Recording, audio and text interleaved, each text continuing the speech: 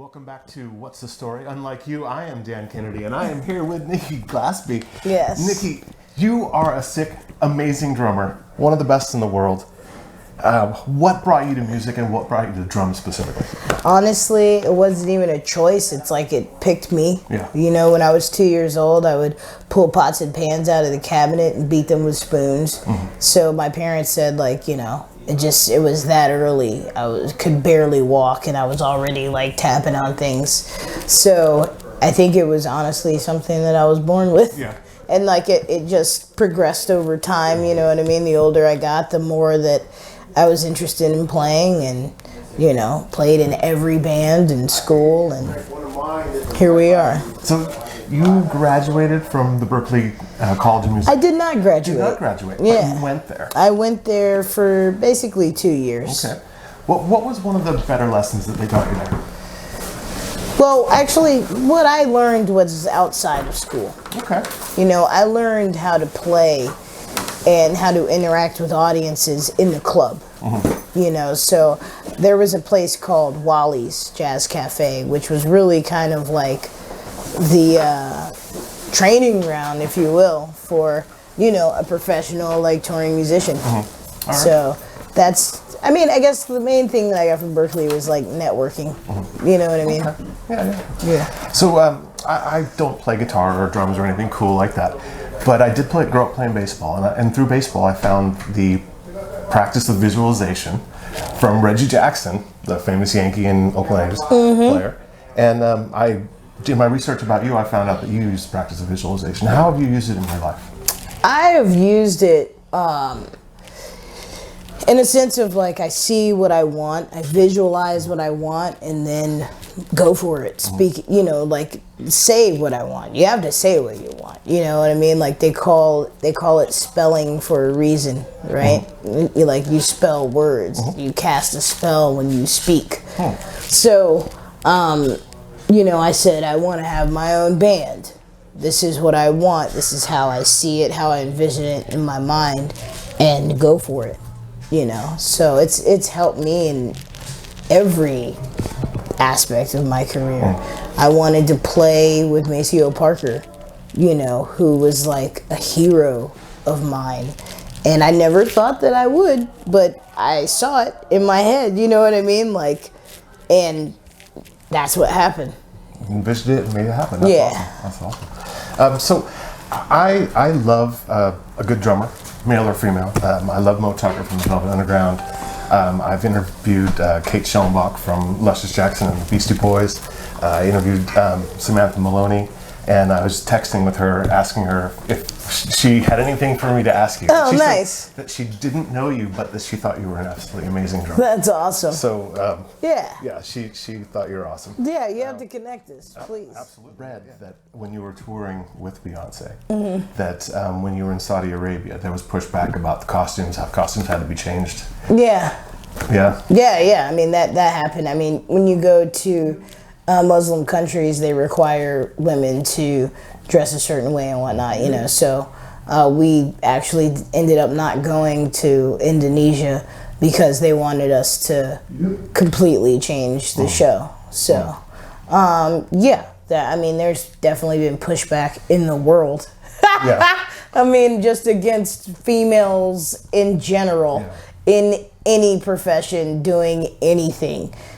Case in point, you know, what's happening right now, you know, in Iran. Like, I don't want to say it wrong. You know, it's terrible.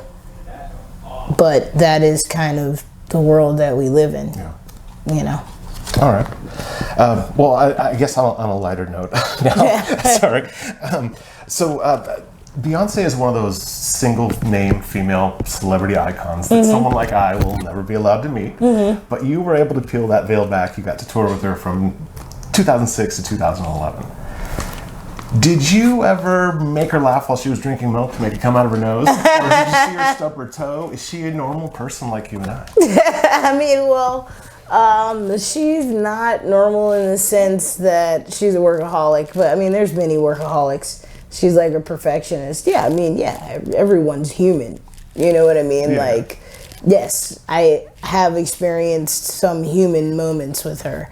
Actually, one of them is online. There's a video of me pranking Beyonce on like the last gig of our tour, like in Belfast. I forget what year it was. It must have been like 2011, I think. Yeah. And long story short, we had a Halloween party in Dubai. And I'm not really one to celebrate Halloween, but everyone was like, hey, we're gonna have a Halloween party, like you gotta get a costume, you know? And I was like, oh man, I don't really do that. But you know, the trumpet player, Crystal Torres, she just kept pushing me. She's like, yo, let's go to the store, let's get a costume. I'm like, all right, fine. So I walk in the costume store and I grab the first thing I see, right? And it's Iron Man, it's in a bag. I'm like, great, extra large, cool, whatever, you know? And I wear it to the party, and she's like, who is that? Like, nobody knows that it's me.